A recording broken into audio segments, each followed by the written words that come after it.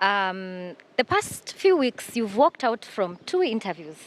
Is it journalism skills that is a problem, or are they asking questions that you don't want to answer? Journalism skills and ethics. Yes. You see, as a journalist, when someone says on the interview they don't want something, you find a way to deter from it. I've hosted people as well on my show. Hata juzi tu wakanambia, hey, your story kidogo. Okay, fine. Then I move into something else. And by the way, there's nobody who sits on my show that I normally ask them a question that they don't know. I always tell them, everybody, they can talk about it. I always tell them, is there any question you're not comfortable me asking you? Ni nini utaki anasema uliza anything. Kama mko sure na wakileta maswala uliza anything sawa. So when I ask ina kuangalia sema uliza anything. Wengine wananiambia usiniulize hii story. Watch my interviews. Kuna wale walikamingi wakakana kuna story sikuguzia. Waliambia usiulize hii story. I stayed away from it. So as a journalist, it's your right, yes, but sometimes there's some things you don't do. Like the first one, I told the guy more than 3 times, let's not talk about this. Insisted, let's not talk. Come on, my G. I walk out. The second one, I was disrespected. But people saw it differently, but it is fine. But provided it's my boundary was crossed, I was like, mimi nashukia hapa, wacha nitoke. Because even if I reacted, could have been another issue again. Yeah, so you walk away. And then even if I sat through it, could be another issue again. Yeah, there's always a situation.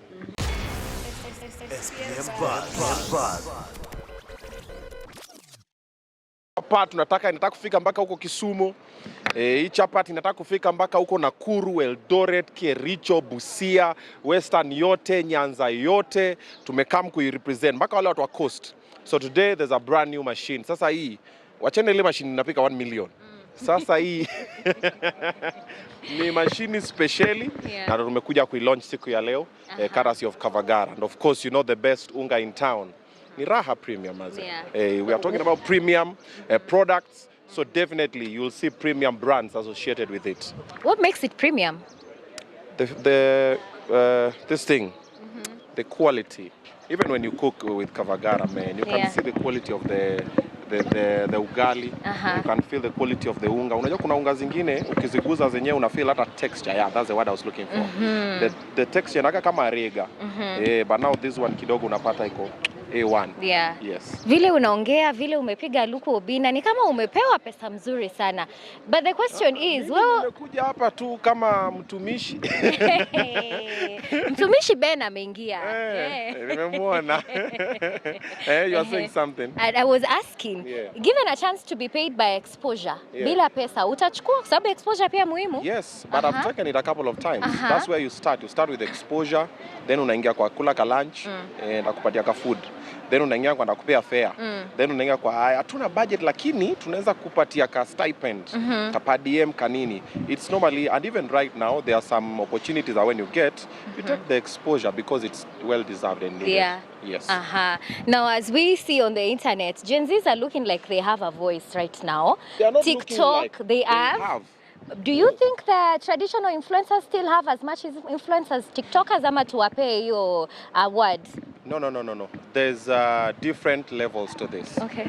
So there's an audience or there's a community that is for social media. So everybody who's on social media has an influence on that front. Then also we have an audience that is on the terrestrial media. Kuna msee yasiposikia radio, yasiposikia radio itasema. Then now we have the people bwana siku soma kwa newspaper bwana. Baba wachango. Then now pia tuko na wale watu wa TV. So everybody has influence in their own space. So usiafikiria ati huyu amekuja overshadow huyu. Kila msee ako nayo. And Gen Zs actually they have a major voice right now. They're influencing a lot of trends and they're making some of the millennials and some of our parents start thinking differently. They're start thinking, kumbe we can challenge the status quo. Kumbe we can question this. You know, our parents never used to question anything. Walikuwa wanaambiwa left. Wanaambiwa right. So Gen Zs have come to now change that one.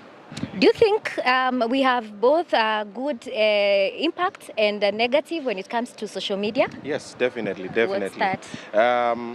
The ones I can think top of mind, the good impacts is social media has made the world a very small global village. Something can happen here today and everybody will see it in India, in China, Pakistan, in the States, just like that. However, also the bad news also goes the same way. It's a double-edged sword. So sometimes something might happen small, but social media can blow it out of proportion because of the kelele. Talking about blowing out of proportion na kelele, given a chance. As someone tunaona interview zako kila siku zina trend. Given a chance to do away with the clout chaser of 2025, who would you do away with? There's nobody, because that's what's needed. Clout chasing is the good thing. Yeah, just Google the meaning of clout. Once you understand the meaning of clout, then you'll understand. What if you were to do away with one? Nobody. Clout si mbaya. Nani? Sasa kuna mwenye amenishinda kwa kuchase clout? Hakuna. Sasa will do away with me. Hell no. This is what I mean. In the business that we do, in the entertainment business, we entertain. You bring showbiz. You bring the show, then you get the business. So what we do all the time is showbiz. This one over here is showbiz. The people are going to talk about this and say, hey, this guy is gay. Oh, this guy. But that's what I want. I'm like, yeah. Now you're talkability. Talking. Exactly. Provided you're dancing to the music and I'm the one playing the instrument, that's okay with me. So people always misunderstand the clout thing. You're clout chaser, clout chaser. Bro, it's not a bad thing. It is a good thing. And if that's your business, then chase it. If it's not your business, you sit down and watch the others chase it and achieve it. Yes. You see, when you're such an advocate for the boy child, now, have you been able to call out your fellow men, especially when they do something wrong? And why do you think men fear to call each other out? Because of the consequences. Normally when you call other people out, you're branded a bad person. I've been branded that many times. And I say it many times. Me always, I see something, I'll go like, hey, Nani, I saw this and this is bad. Work on it. The people I know personally, I'll reach out personally. If I can't reach you personally, I'll do it on my WhatsApp, everybody, or got it up in the car. You know, some people I'll do it for it in the interviews. Because normally when it starts with talking, that is when solutions are found. You know, sometimes people don't talk and someone does not even know the other person is hurting. Especially men. If you are in a workplace, you're in a relationship, your family, mwanaume amenyamaza tu. Sasa hata mrembo hizi jua anamkoseanga. Anasema na nini wanamgombanisha hivyo na amezoea amenyamaza. That's why mimi wanaambia ongea. Then personally mimi wasinyamazi. Nimenyamaza mara nyingi sana nikikwa kona zingine. So siku hizi kama kiatu inanifinya, hey. Unatoa. Hii inanifinya, mimi nimefika stage yangu mimi nashukia hapa. And I will urge many men to also take that route. They are starting to come out of the woodworks pole pole, because nowadays the stigma kidogo imepungua kidogo, but bado iko. Mwanaume akitoka nje aseme anaumia either kwa relationship ama watu walikuwa wanaanza kumchekelea, kumchongoa, kumfanyia nini, but siku hizi kidogo watu wanaanza kusema bayaki boy child, hakuna mtu anamsaidia. Then tushafika kwa hapa, kuna mtu anamsaidia. Then sasa si wewe ndio kwa kwanza. Then we are doing it. You see, like last year I did the first ever men's mental health awareness walk. This year again, June 28th, we are doing it again. Same place, United Kenya Club, hapo town, free entry. Wanaume kuje tuongeleshane, and even Burale is a speaker for this one on 28th of June. So more men are coming out and more men are supporting each other. I'm learning from you guys. Unajua nyinyi mnaongeleshana.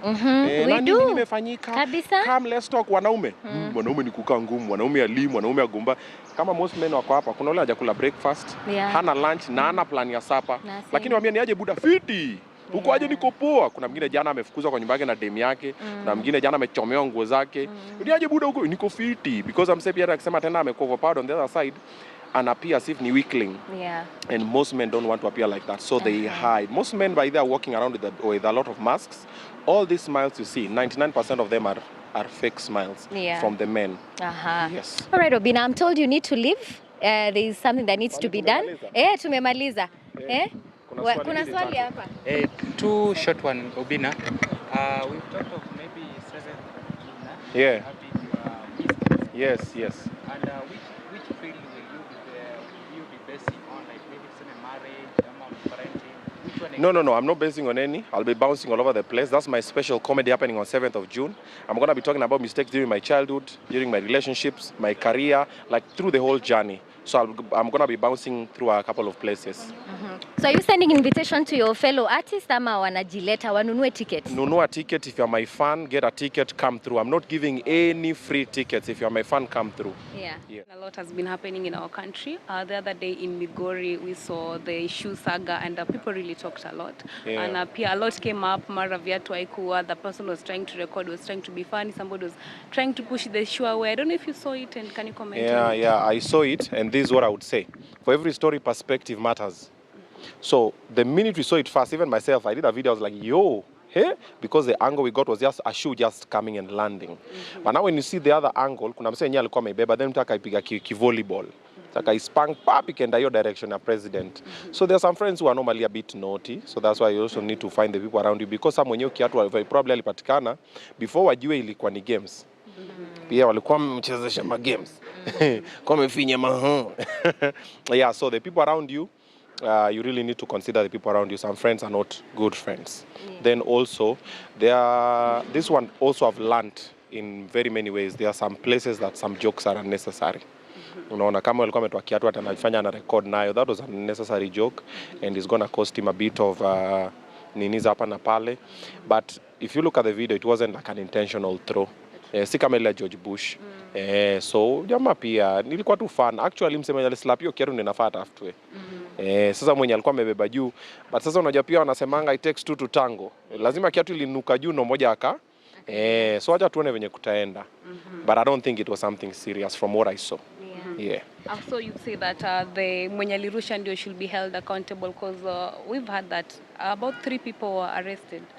Yeah, so unajua sasa kuna either huyu mwenye alikuwa amebeba na mwenye alipiga. Sijui nani akina nani wamekuwa arrested, but they should just be spoken to. It was an accidental thing. If the president really likes the young people, ache iende. Kuna vitu zingine unaacha tu inaenda. It wasn't intentional. Then also when they are remorseful, and they are apologetic, why not? And we also saw comedians came out and they did a video, a clip of the show. No, hiyo iko sawa. We have fun with everything. You know, comedians and entertainers ni kioo cha jamii. We mirror the society. Our jokes don't come from heaven.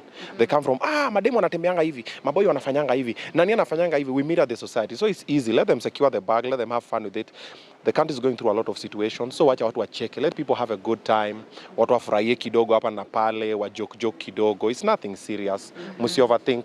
Yeah. Now, talking about the country, Peter Salasya, MP, Mumias East, is a very good friend of yours, according to what we see online. He has announced online, not officially, that he is vying for presidential, a presidential candidate come 2027. Mixed reactions pale kwa comment section yake. Kuna wale wanamwambia wewe kwanza tafuta bibi, kuna wale wanamwambia umeenda haraka sana. Sijui wewe kama rafiki yake ambaye umejaribu kumsaidia kupata bibi, unaweza usemaje? Nakuja. Samido, kuja utusalimie. Kuja. Yeah. So what happens is this, the reason why people are doubting Salasya is because he's different from the whole squad. And different is what is needed. People are used to some old guy who's been in politics for a while, ama ni professor, and anakuja anasema running for president. People expect some sort of decorum. Salasya kidogo is kind of unorthodox, his methodology. Unamwona kidogo weekend ako sherehe, anafanya maendeleo. He's a young guy. And Salasya is normally a mirror of myself because nimse pretend. Kama nataka kupiga sheria ataipiga. Kama anapiga kazi anapiga. Akikasirika ameisema nini. Most people are used to the politicians who pretend in front of people. Hey, wa mama hoe. Nini. But chini ya maji, mama endo tandiko usiku. Nini. So we have those ones. And those people are used to pretenders. That's what they want. And Salasya is not. So they are shocked. The part for wife is null and void. Listen, having a wife or not having a wife does not change who you are. But if you get a good one, she can make you a better person. But if you're already a good person, tayari unatenda kazi. Unaona venye Mumias amefanya job bila wife. You want to underestimate that one na tafuta bibi. No, akitaka bibi atapata. We did a show with him called My Woman. Tulikuwa namtafutia wife nini tukajibamu tukafika mahali tukakosana katikati tena tukarudiana tena because nimekwambia yake kasika nasema tena nini hivyo. However, having a wife or not having a wife is the same way. Having a husband or not having a husband does not change who you are. We have some great leaders in the society who don't have husbands, and some don't have wives. It doesn't matter. We kama unaweza piga kazi. Sometimes a wife is a liability, and sometimes a husband is a liability. Unapata mtu anakuambia, ati you want to run for what? Mama achana nayo. Then unaanza kujidoubt. In a way you had self-realization, you're like, this is what I want to do. You are self-driven. Then kimuta kuja anze kukufanya uanze kujiquestion. Kasa hii Salasya akipata kidem powerful. Atampeleka mbio. Ambia no babe, wacha kufanya hizi video zako za lonely at the top nini. Then you'll see a different person. Yeah. Then atakusema babe umechange. No, wacheni Salasya run. It's a good thing. A lot of young people are there. Salasya inge by the anaweza challenge the status quo. Wewe ngoja ucheki. Inaweza fika hivi watu waseme, you remember when Wajakoya came? Kuna watu walimuignore. Then later wakasema, this Wajakoya guy is serious. Then now wakaanza kusema, ni mtu wa bangi, ni mtu wa nini. Even for Salasya is coming, mtaona wataanza people always look for something they consider a mistake. Then now they push it. So Salasya itafika aseme, ana bibi, he's a hothead, he's a mlevi, he's whatever. But wewe kama realize na umeamua ni kitu nataka kufanya, nayo. They say if you can't lead your home, you can't lead a country. Yeah. Who says so? Times have changed. Those were back in the day when men were listened to and not questioned. Back in the day, our fathers alikuwa akiingia kwa home akisema left. Right now we have a lot of men who are not even leading their homes, but they're good husbands because you negotiate, you discuss with your person. Niaje babe, nataka tufanye, kwambia hapana babe, let's do this one. This one is better. Baba watoto tufanye hivi. Sometimes some men that you see even leading their homes, they not. The women behind them are the ones that are leading the homes. So hiyo nini ya kitambo. Msiake hiyo sasa. It's time me change, man. Yep. Well, openly showed your support for Babu, and maybe if Salasya is Mapale president, will you vote for him? Yes, and I will even campaign for him for free. Yeah, because personally I want the change. There are few people that I like their ideologies kwa kuchapa kazi. Hawa kisimama, mimi nayonayo, mnaniona Mumias, mnaniona wapi, nimekaa hapo campaign for free, but there are some other people that I don't like their ideologies, lakini I like their money. The other day we saw Matiang'i come into the country, akakaribishwa pale airport, and they said he's also eyeing the presidential whatever, but kuna watu pia wanasema ni watu wa kitambo wamekuja pamoja tena. Exactly. My point exactly. You've not seen them getting together? I saw them go to Munyoro. It was Matiang'i, I saw Mathakarua, I saw who? The whole shebang. It is the same team. Wana change two sides. Vai t-shirt, cheza ile side, wewe ka bench kidogo. Rudi team yetu, hivi wanajifanya tu hivi. The same people. I wish them luck. Kwa hivyo Morara utampigia kura? No, pia akikuwa pale pia namkampainia. Unajua anasema kura ni siri yako. But mimi kifika pale, every young person who will be campaigning, if I can, I'll come and campaign for free. From Morara to Babu to Salasya to whoever, from the MCS to the MPs to the governors to the presidency, I'll campaign for all the young, because hata do ya kulipa surely. Wacha wafanye hiyo shughuli nyingine, movement, logistics, mimi nita come for free. Ikifika pale kwa debe, mimi nitaangalia ule msee niko like this person, because most of them I know them personally. Niko like huyu anakuwa nini poa, lakini naona hii ni cinema. Then huyu naye anakako legit nayo. Umesema unapenda pesa ya watu wengine. Everybody likes money. Does it mean that at some point when they give you more money, you might go to their side and not support the youngins? No. I'll support the youngins, but unajua I'm an MC. I'm an entertainer. That is how I pay the bills. That is what I do. And I said this thing last time when I was talking to a few other media guys. I told them, you see the way your dad is a driver? And your dad will be able to drive the president or any other person. Your dad is a doctor, your mom is a nurse, teacher, whoever, security guy, and they will just work okay. Even during campaigns, because during campaigns, those cars are driven by people. Yeah, their clothes, they buy from people. When they're sick, they're treated by people, they're fed by people. But those people, you're okay with them securing the bag when the campaign trail is there. But ukiona MC ameingia hapo kama Obinna, oh, Obinna, you are a traitor, but your dad is a driver. Yes, your dad is a doctor, your dad is a security guy, your dad is in the police, your mom is in the military, and they're supporting these people. But entertainers, MC, dancer, comedian, musician, akiingia pale is where you draw the line. No. It's just a hustle, nothing personal. Me, I'm securing the bag for my kids. Msi akifika bea anambia Obinna ni aje, shika 50 mic ndio hii. Nakwambia sawa, unataka niseme aje ndani? Ndasema ndani. Lakini nikikam kwa ground, nikikaa chini na youth man naambia mazee, unajua ni aje? Mimi nimecheki huko mbele kidogo, naona Morara hapa ama naona Salasya hapa, ndio tucheze. Lakini pale niko kama kazi. So ukiniona kwa campaign trail of all these moneyed people, wewe jua mimi niko kazi. Yes, lakini tukifika chini kwa ground, you know what I stand for. I stand for justice, I stand for following the constitution, I stand for equality. That is what will always be, and I stand for kindness. That is the bare minimum. So kama huyo mtu mwenye yako hapo mnaniona naye, wewe kifika pale pia beba akili yako. Useme ni Obinna amefanya ukaenda ukavote pale, wewe beba akili yako, lakini wacha tu hustle, because hata wa cameramen watakuwa nafanya kazi. Alafu hata nyinyi mtaitwa muende pale msimame mpatiwe 100 ama 200. But that is okay. But provided tu Obinna ndio sasa amesimama pale, now you're judging me because I'm sinning loudly. You also a sinner, man. We are all equal. Unless sasa tuamue as a country tuseme, because we don't like the idea for ABCD, hatutenda rallies zao, tutanyamaza. Then I'm like, good. The country is kidogo speaking loudly. Si wote tuendi huku, pia mimi siendi. Lakini mnakaa mkusikiza. Mimi mtaniona juu ya road show pale. Welo. Yep. Tukimalizia, the past few weeks you've walked out from 2 interviews. Is it journalism skills that is a problem, or are they asking questions that you don't want to answer? Journalism skills and ethics. Yes. You see, as a journalist, when someone says on the interview they don't want something, you find a way to deter from it. I've hosted people as well on my show. Hata juzi tu wakanambia, your story kidogo. Okay, fine. Then I move into something else. And by the way, there's nobody who sits on my show that I normally ask them a question that they don't know. I always tell them, everybody, they can talk about it. I always tell them, is there any question you're not comfortable me asking you? Ni nini utaki anasema uliza anything. Ngombe uko sure. Na wakileta maswala uliza anything sawa. So when I ask inakuanga alisema uliza anything.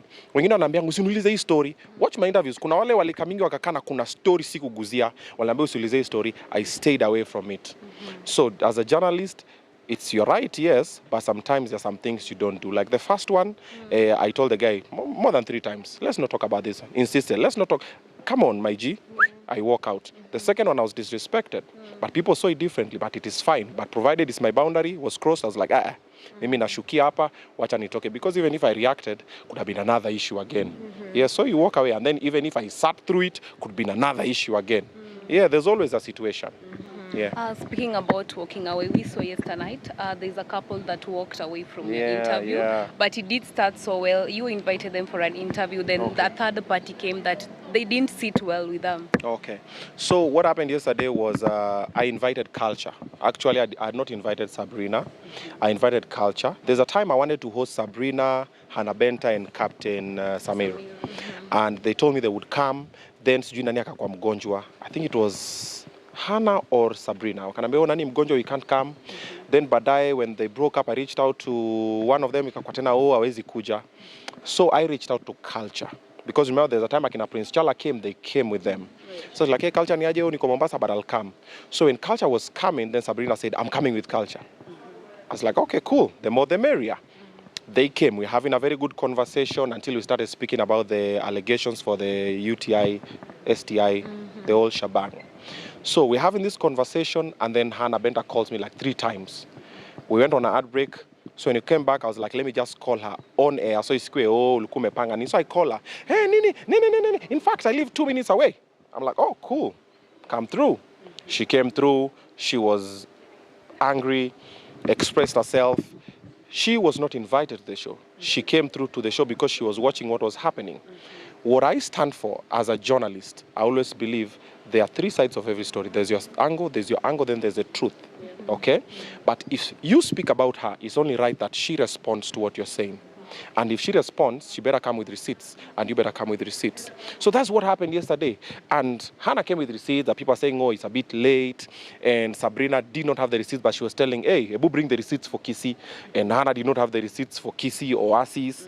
So it became a whole situation. And then, you know, there are 2 ladies who shared a man. They have a history. They have their situation. The kidogo got out of hand. I tried to contain them. And of course, Nani felt disrespected, Culture.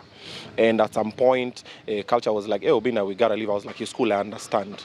And then when they left, I cooled down Hannah. We did the whole conversation. Samir spoke. But now you know also Samir was on the side for Hannah because they're currently a thing. So of course, utatetea mtu wako. Culture was teteaing Sabrina because they're a thing. So it was a whole situation that wasn't that friendly, but it was supposed to happen, because most of the time unapata huyu akenda live TikTok anasema huyu amefanya hivi, huyu akenda live TikTok anasema huyu amefanya hivi. So it was about to happen, it was bound to happen, and it did. And the minute we finished the show, I called Sabrina and Culture. They didn't pick, but I managed to talk to Culture. Texted him, I apologized. I was like, hey, my G, I'm so sorry. This was not the intention. That was not even planned. And my apologies. I was like, yeah. He also apologized for walking out. And I was like, I totally understand it, because the situation was getting a bit volatile. I was like, hey, this one kidogo is a bit tricky. Because first me, I thought it's a joke. When Nani came through, I was like, but you guys have been buddies. Yeah, but I reached out, and I also texted Sabrina the same. I was like, hey, I apologize, my bad. And I also texted Hannah Benta the same. And Anna told me, now I need an interview of my own. She texted me today. I need an interview of my own. But I don't see the need of it, because we already covered the whole shebang. We already spoke about the whole thing, the UTI, Nini Yiriara, the whole thing. It doesn't make sense to go back and repeat it again without now Sabrina. Because now if she comes and sits down with me for an hour or 2, she'll be talking about the whole situation. Yeah. So I'd rather, if we are sitting down again, we see the 3 of us. Him, the other guy, and then we come up with receipts. Because also normally for everybody who speaks online, just know that allegations are very serious. If you're making allegations that are not warranted and you don't have evidence, hey, that is suable. Yeah, so sometimes people just decide not to, but be very careful with the allegations you make. Before you make them have evidence, I use the word allegedly. Yes, but if you come and say, Obinna mimi nimejua nini. So naambia kuja sasa explain ulijua aje. Then sasa huwezi ku explain. Yeah, but whatever happened last night was a good thing. because finally they put out what was ailing both of them, and we all knew that what was happening, it was not an STI, it was a UTI. UTIs are normal things for ladies. For every person out there, if you don't know, urinary tract infections are very normal things. Ladies pick them everywhere. They can go to a general washroom, nini public one, amepika UTI. Ka uchafu kidogo, nini, whatever. It's not a serious thing at you dames, just she was being promiscuous, the way people are carrying it, it happens. And it can also be transmitted amongst each other if other people are engaging in a few things here and there. So that was it. It was no cause for alarm. The watu wanasema huyu sijui ako na nini, huyu ako na nini. So usa, breathe, stop stigmatizing it, and then also let's stop bashing them. Let's stop beating Sabrina. Let's stop beating Hannah. The person who needs to take charge is Samir, Captain Samir. He needs to take charge, man. Put your house in order. There were your women, na nimesikia kuna wengine tena. Just call Hannah, mwambie ni aje babe, tulia. Call Sabrina, mwambie ni aje ex wangu, I'm sorry, tulia, tulenge hii story. It's easy because they are young ladies, and the way it's happening like that, it gets into trauma. It comes back to the mental health thing. You might think it's easy, but when people start making allegations about you, about things that are not there, it affects you mentally. And not everybody is as strong as the next person you see in the media. Kuna mtu ananyamaza hivi, lakini akienda kando, they break down. So easy, guys, chill out. There's so much that happens behind closed doors. That one happened, Isha Peter, let's be easy on them. Yeah. And of course, the word kaswende was mentioned. Maybe just an advice to the young couple, some of the people engaging in sex, in unprotected sex. Yeah. Unprotected sex has consequences. The most safest one ni kupata mtoto. Okay? The most safest one. Akikwambia ako na mtoto, hapo kidogo umeponea. Lakini now no, you are stuck with a situation for life. Huyo mtoto ako na wewe forever. So before you make that reckless decision, make sure you are ready. The unsafe ones are limitless. You can get a lot of sexually transmitted infections, including HIV and AIDS, gonorrhea, syphilis, chlamydia, and the rest. Herpes, the whole shebang. So be careful with what you're doing. Mwache kupimana ukimwi na macho. And then normally, if you look at people who have come out and spoken, I've hosted a few of them on my channel, and they'll come and say, I'm HIV positive, I'm living positively with HIV and AIDS. When you look at them, they look like you and I. So mwache kupimana ukimwi na macho. Let's stop being reckless if you want to live for the future. Be careful. Usifreak bila socks. That was, it's in your, you're not a Gen Z. Yeah. For Gen Zs don't know, but for the millennials, usifreak bila socks. For my Gen Zs, usianguke nayo bila nyonginyo. Ukiamua kugodha, make sure that umejiprotect, because huyo dem mwenye unafikiri ni dem yako, imagine ako na chali yake, na unajua chali yake ako na dem yake, na huyo dem yake ako na sponyo, na huyo sponyo ako na mtu wake. The chain goes and on and on and on. Like I've said a couple of times personally, niligongewa. I didn't expect it because the person was very, ile pia wewe, wow. You see, for example, if you date an Obinna, someone will be like, Obinna nana ka kugongeana da. But there's some people that if you look at them, you're like, huyu kidogo akai. Then upate sasa huyo ndio sasa, ukozili, me I thought huyu ndo alikuwa mbaya, kumbe ni huyu. So umdanie si ndiye. So be very careful. Huyo baby girl unafikiri ati amekupenda hivyo. Yes, amekupenda, but some of them have needs. Some of them have been in situations that are not friendly. And some of them have also been abused. Si kupenda kwao. Things happen, shit happens, life happens. Just be very careful. Mupimane, asile ya kufanya sijui swaba teke sayo. No. Kuna ile nye unapimanga, ile insti, unaangalia damu, una relax 3 months later, una confirm nini. But in the meantime, Rabajonics all the time. Vagambut. Maybe my last question, wacha tuvuke boda kidogo tuende Tanzania. We saw that you expressed your crush for Kajala Masanja. Yeah. Na kidogo people talked. Watu walisema pale Kajala was Harmonize ex. Waliongea kuhusu bro code. And pia it was like they had a thing, na pia they don't have a thing. Yeah, so kila mtu first of all akona ex. Hata wewe uko na ex, unapata mwingine, mimi niko na ex, unapata mwingine, unaweza kuwa na ex, unapata mwingine hivyo. So there's nobody mwenye ana ex. Number one. Number two, your time nikimake move towards Kajala, baada wako wame rekindle their situation with Harmonize. But unajua Kajala and spec yangu. So you guys know my spec, man. I've said it a couple of times, man. I like something that has weight and occupies space. I like them heavy a little bit, 18-wheeler. So baada wako wame rekindle. So when they rekindle their situation, I was like, okay, now I'm a step aside because Harmonize is my boy, na kama ako pale, kwa nini niende pale na Obinna ameenda kugongeana? Time nilikuwa na make move ako pamoja. Then the following day naona ameenda sijui birthday ya mtoto, sijui nini, sijui amedance pamoja. Harmonize amemkiss kwa shingo, niko zile god damn guys, nimerudi soko, hii imeenda. Na pia aka smile, niko like she still loves the guy. Yeah. So nikasema it's fine. So wacha tu ningoje, bado tu watawachana. Harmonize said that they don't have a thing. Yeah, that's what he said, but her eyes were different. Hata Harmonize's eyes were different. Mapenzi unajua unaona kwa macho. Mimi niliangalia venye Kajala alikuwa na party alikuwa na dance wanafanya hivi. Nikamwangalia nikasema huyu Kajala bado yampenda Harmonize. And then pia Harmonize pia aliona vibe zake, akamwekea pesa, nikasema huyu bado anampenda huyu. They might not be together physically, but emotionally They are. those ninjas are connected from here till Timbuktu. Kwa hivyo hiyo story ya kurudi, does it work? Have you ever gone back to your ex like more than 2 times? Yeah. Does it work? No. I will not recommend it. Mimi nilirudi kikaniramba tena. Tena akasema tena because so what happens is this. Why do people go back to their exes? Because they're afraid of the future. Then you start needing the past. Unakaa chini unaanza kufikiria, you think of all the plans, all the beautiful times you are together. You're like akiwoyange kwa hapa saizi alikuwa anani massage mguu. Nini then unapata umemtext. Bro, sees it is a scam. Usijaribu. Ukimiss tu hivyo usikie una miss, geuza hii akili haraka because ukirudi pale injection ile they never change. You can't teach an old dog new tricks. Same old. Martin, didn't you have something? Yep. Obi, I've been going through online na watu wanabash sana how you do your interviews, how you host, you know, and lazima kuwe na negativity huko na positivity. Maybe what would you like to say about that? People are bashing how I host. I wonder why I'm number 1. Yeah. How I host is what made me number 1 in that platform. Yeah. And also people who will have most people have opinions and people are not experienced in that field.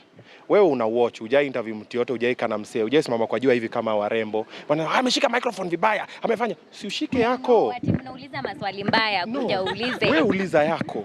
It's a very simple thing. By the way, the digital space is very free. Hakuna training hata una need. Obinna anafanya shaki vibaya, fanya yako ufanye vizuri. Learn from my mistakes. Kwa zile za umsi amefanya hivi, wacha mimi nitafanya hivi. Mimi sitacheka sana, mimi nitakuwa nalia sana. Mimi nitakuwa nafanya hivi, wewe fanya tu yako. Mimi wacha mimi nifanye yangu venye nafanya, kwa sababu venye nimefanya hiyo for hizo miaka zote ndio imenifikisha hapo, na maguest wangu wote wanakuja kwenye show. Wakitoka wanafilinga wananiambia, I've never been in such an interview. Tumevibe tu, we've had a good conversation. Ama kama unaona kama ni noma, watch hizo zingine zenye wanauliza swali za maana, hizo zenye wacheki, zenye wanalia, iko tu sawa. I actually don't feel offended by that. It's your opinion and everybody is entitled to the opinion. But the fact that is sacred is currently on the digital platform, live interviews, I'm number 1. Yes, there'll be someone else who will come and take that slot. There's something they'll do better than me. Someone else will take from them because you can't sit there forever. Power is transient. Right now I'm there. Someone else is coming, and before I was there, someone else was there, and like that, we just keep shifting and keep improving. So weanza na yako kuja pita piga kwa mnoma hivyo tukisonga. Okay, This Saturday tuko na events tatu this weekend. So we are starting with masterclass that I'm doing with the Gold Child Media Institute. Ingia pale kwa social zangu cheki. Then jioni tunaingia Kamba Festival. Wakati imba tunapiga Kamba Festival. Tukitoka Kamba Festival on Sunday afternoon tuko pale Red Room, first floor tunafanya Lake Vibes. Prince Inda is performing live. I am emceeing. We have DJ Vic. It's an exclusive affair. We had 4 tickets for 100 G's. Hizo zimeshaenda. 4 tables. So zimebaki ni zingine za Jatelo na Badi 3K na 5K respectively. So get those ones, then we meet. So hizo ndo activities are weekend. So come through, let's have a good time. You live every day, you only die once. So let's live. Yeah. Thank you so much for Asanteni your time. sana. Thank you. SPM Buzz.